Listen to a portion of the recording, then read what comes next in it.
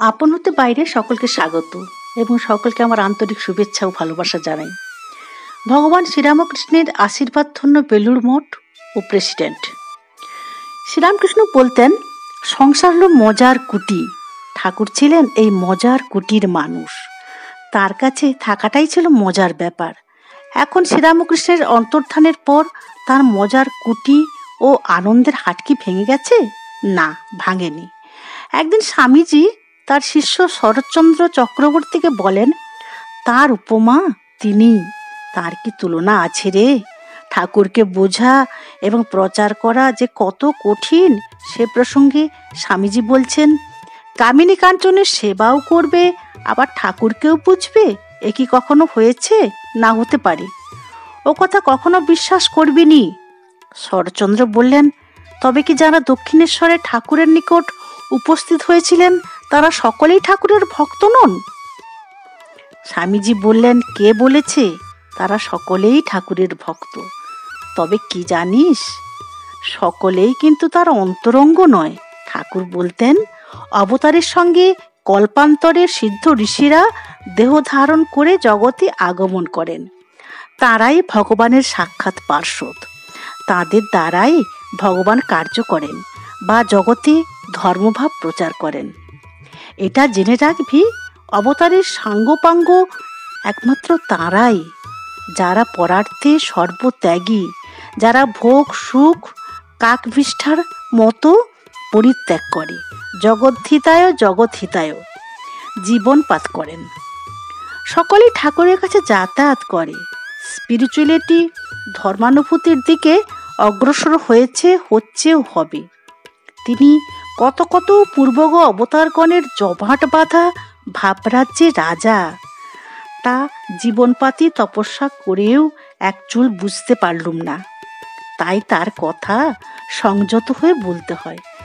যে যেমন আধার তাকে তিনি ততটুকু দিয়ে ভরপুর করে গেছেন। তার ভাব সমুদ্রে উচ্ছ্বাসের এক বিন্দু ধারণা করতে পারলে মানুষ তখনই দেবতা হয়ে যায়। সর্বভাবের এমন সমন্বয় জগতের ইতিহাসে আর কোথাও কি খুঁজে পাওয়া যায়? এ থেকেই বোঝো তিনি কি দেহ ধরে এসেছিলেন। অবতার বললে তাকে ছোট করা হয়। সুতরাং ঠাকুরের সম্বন্ধে এহেন ধারণা যার, তিনি গিয়েছেন আমেরিকায় চিকাগো শহরে সেই অবতার বরিষ্ঠের ভাবধারা প্রচার করেছেন এবং বিজয় পতাকা উড়িয়ে ফিরেছেন ভারতে। কোথাও স্থির হয়ে বসে থাকেননি। সেই দক্ষিণেশ্বরের পাগলা বামুন, যিনি তার চোখে অবতার বরিষ্ঠ, তার ভাবধারা আদর্শের তথা নামমন্ত্রের বীজের প্রতীক স্বরূপ রামকৃষ্ণ মন্দির। এক বিশেষ শুভক্ষণে তার সারা জীবন কষ্টার্জিত তপস্যাপুত মঠ তৈরি করেছিলেন, যেখানে বহু মানুষ সমস্যা পীড়িত ছুটে আসছে তার ছত্র ছায় প্রাণ জুড়বে বলে, শান্তি পেতে, প্রকৃত জীবন কি তা বুঝতে। আনন্দে ঠাকুরের ফুটি ফাটা মুখখানের দিকে তাকালে সংসারের জ্বালা যন্ত্রণা ভুলে যায়, মন আশা আনন্দে ভরে যায়। মনে হয় আমাদের ঠাকুর যদি আজ স্থূল শরীরে থাকতেন। তিনি তো নিজেই কৃষ্ণ হয়ে অর্জুনকে বুঝিয়ে দিয়ে গেছেন, বাসাংশী জীর্ণানি বিহায়, নশ্বর শরীর পুরনো হলে ত্যাগ করতে হয়।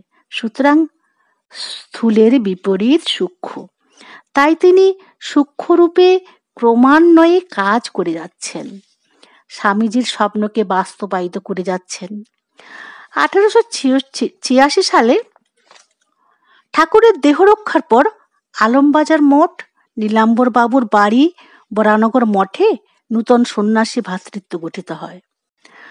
তারপর অনেক কষ্টার্জিত ভাবে অনেক পরে 1896 সালে অক্লান্ত চেষ্টায় স্বামীজির পরিকল্পিত এবং স্বামী বিজ্ঞানন্দ মহারাজের চেষ্টায় বর্তমান রামকৃষ্ণ মন্দির, যেখানে আত্মারামের কৌটো দেহ বশেষ ঠাকুরের প্রথিত করেছেন স্বয়ং স্বামীজি।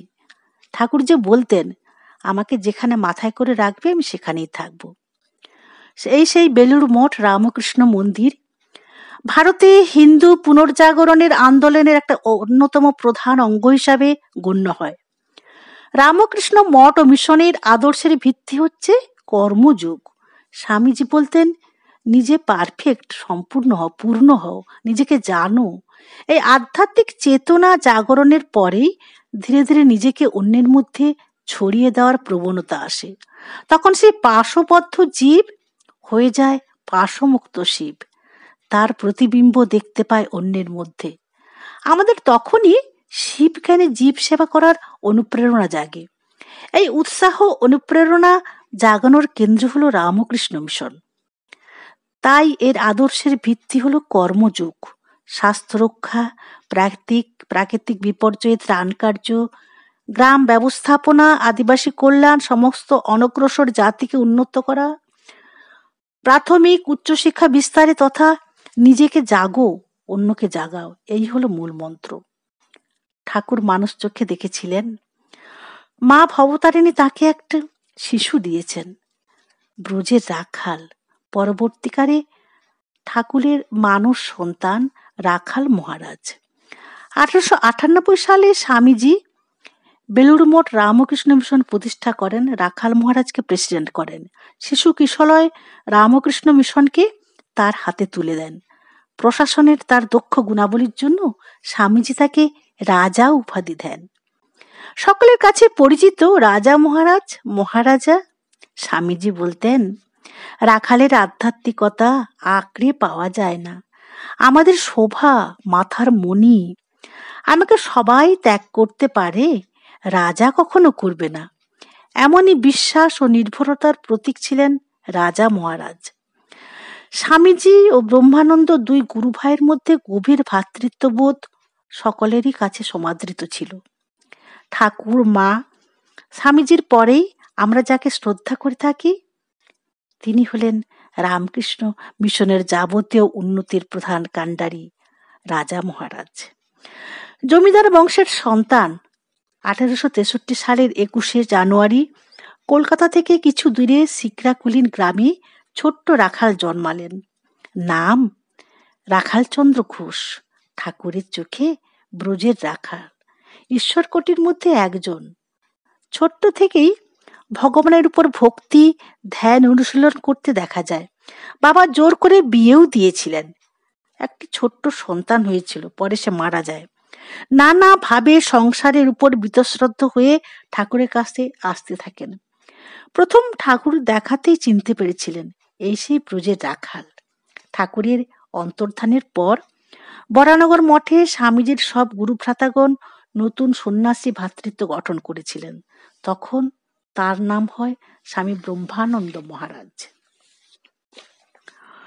একবার স্বামী ধীরানন্দ বললেন, নতুন যারা আসছে তাদের জন্য একটা নিয়ম তৈরি করতে হবে। রাজা মহারাজ উত্তর দিলেন, স্বামীজি আমাদের জন্য যে নিয়ম করে গেছেন তাতেই হবে। ঠাকুর স্বয়ং বলতেন, ওর বিচারে কোনো ভুল হয় না। অতএব ঠাকুরের কথাই যখন চূড়ান্ত, তা সবাই বুঝতে পেরেছিল, তাই তারা আর কিছু বলল না। মহারাজের ছিল ভালোবাসার শাসন। বলতেন, আরো বেশি ভালোবাসা যোগ করো, আর কোনো নতুন নিয়ম যোগের প্রয়োজন নেই। স্বামীজি তো আলমবাজার মঠ, নীলাম্বর বাবুর বাড়ির পরে বরানগর মঠ থাকাকালীন সাধুদের জন্য নিয়ম তৈরি করেছেন। তা তার ফিজিক্যাল ব্রেন থেকে তো নয়, মনকে এক উচ্চতর ভূমিতে তুলে নিয়ে গেছেন। তারপরে নিয়মগুলো দিয়েছিলেন, আর তা মহাপুরুষ মহারাজ লিখেছিলেন।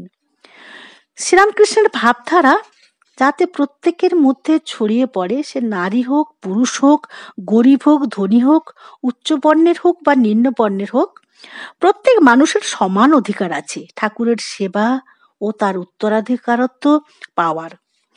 ছিলেন ব্রহ্মরাজা, একদিকে ব্রহ্মবুদ্ধি, অন্যদিকে রাজবুদ্ধি। বালকের স্বভাব স্থিতপ্রজ্ঞ, সকলকে হাসাচ্ছেন, আবার পর মুহূর্তে গম্ভীর হয়ে যাচ্ছেন, শাসন করছেন, কিংবা হয়তো সমাধিস্থ অন্তর্মুখী। বাপ কা বেটা, তাই তার মধ্যে ঠাকুরের প্রতিবিম্ব। দক্ষিণ ভারতে চেন্নাইতে কিছু ভক্ত ঠাকুরের জন্য কিছু ফল নিয়ে এসেছে। শশী মহারাজ বললেন, রাজা মহারাজকে দিলেই ঠাকুরের খাওয়া হবে। ঠাকুরের সান্ধ্য আরত্রিক হচ্ছে। মহারাজজি হঠাৎ সমাধিস্থ। দেবমাতার বাড়িতে গিয়েছেন, যীশুখ্রিস্টের বেদির দিকে তাকিয়ে ভাবস্থ। পরে তিনি বললেন, যীশুখ্রিস্ট এসেছিলেন, আমার সঙ্গে কথা বললেন। সকলকে একেবারে উত্তম ভক্ত তৈরি করাতে চাইতেন, যে বলবার আগেই গুরুর প্রয়োজন বুঝতে পারে। অসুস্থ উমানন্দ, মায়ের দীক্ষিত সন্তান, হাসপাতালে আছেন। রাজা মহারাজকে দেখতে চেয়েছেন, কিন্তু গেলেন না। শশী মহারাজ বলেই ফেললেন, তুমি এত নিষ্ঠুর, তুমি গেলেই না। রাজা মহারাজজি বললেন, তুমি কি করে ভাবলে আমি যাইনি? এ কথা তো অদ্ভুত। পরে যখন বুঝেছেন সূক্ষ্ম শরীরে তিনি উমানন্দ কাছে গিয়েছিলেন, সঙ্গে সঙ্গে শশী মহারাজ পায়ে পড়ে বলছেন, আমাকে ক্ষমা করো, তোমাকে বোঝা মুশকিল। ঢাকা স্টেশনে বসে আছেন, পূর্ববঙ্গে গিয়েছিলেন, তখনও ট্রেন আসেনি। একটি মেয়ে এসে উপদেশ শুনতে চাইল। বেশি সময় নেই। বললেন, একটা কথা বলে যাচ্ছি, প্রতিদিন নিয়ম করে কথামৃত পড়ে যাও, সব ধর্মের সারসত্ত্ব এতে পেয়ে যাবে। অলৌকিক শক্তি লাভ করা অনেক সহজ, কিন্তু পবিত্রতা লাভ করা অনেক কঠিন। এই পবিত্রতা লাভ করাই আধ্যাত্মিক জীবনের উদ্দেশ্য। সাধু ও গৃহীদের কিভাবে চলতে হবে, অজ্ঞাতসারে প্রতিদিন ঠাকুর, মা, স্বামীজির ভাবধারায় চলতে পারবো, তার জন্য বলেছেন ওয়ার্ক অ্যান্ড ওয়ারশিপ। ঠাকুরের পুজো, জপ, ধ্যান তা তো পুজো জ্ঞানে করতেই হবে। আবার দৈনন্দিন কাজ, সেই কাজকে ভাবতে হবে তাঁরই কাজ এবং তাঁরই পূজা। সেই ছাঁচটা করে দিলেন রাজা মহারাজ। পুজো কাজ একাকার এক হয়ে যাবে। ঠাকুরের কথায় ছাঁচ করে গেলাম, তোরা দাগা বুলিয়ে যা। তার সঙ্গে ছিলেন বাবুরাম মহারাজ, শারদানন্দ মহারাজ, মহাপুরুষজি মহারাজরাও। ধর্ম এক, সনাতন ধর্ম, তাকে জীবনের সঙ্গে সামঞ্জস্য করে গেলেন তিনি।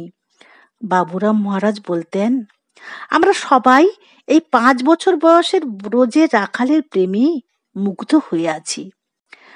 মাছ ধরার প্রতি ঝোঁক ছিল, বেশিরভাগ সময় মাছ পেতেন না, আর পেলে তা ছেড়ে দিতেন। ভানু পিসি নেচে নেচে গান গেয়েছিলেন, কালো বেড়াল কে পুষেছে পাড়ায়। কালো বেড়াল মানে কৃষ্ণ। সে সব জায়গায় ক্ষীর ননি খেয়ে আসছে। তা শুনে মহারাজা সমাধিস্থ। মা বললেন, ভক্ত ভানু পিসির এমন এমন সাহস, এমন শক্তি যে রাখাল মহাসাগর তাকেও টলিয়ে দিলে। পঞ্জিকা দেখতেন, সে পুরো হাসতেন, কেননা পঞ্জিকাতে তিনি দিন ঠিক করতেন, অথচ সেদিন যেতেন না। একদিন সেবক হাসছেন, তখন বললেন, কি জানিস, ঠাকুর না বললে যাই কি করে, তিনি বললে তবে তো যাব। অনেক দলিল কাগজ পড়ে থাকতো, সই করতেন না।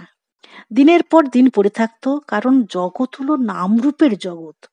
নামটা মনে করতে পারতেন না। ব্রহ্মজ্ঞ রূপে তিনি যে কাজ করতেন, ব্রহ্মস্বরূপে থাকতেন, তাই নাম ভুলে যাচ্ছেন, নাম ভুলে যেতেন। ব্রহ্মস্বরূপে থেকে সংঘকে চালাতেন।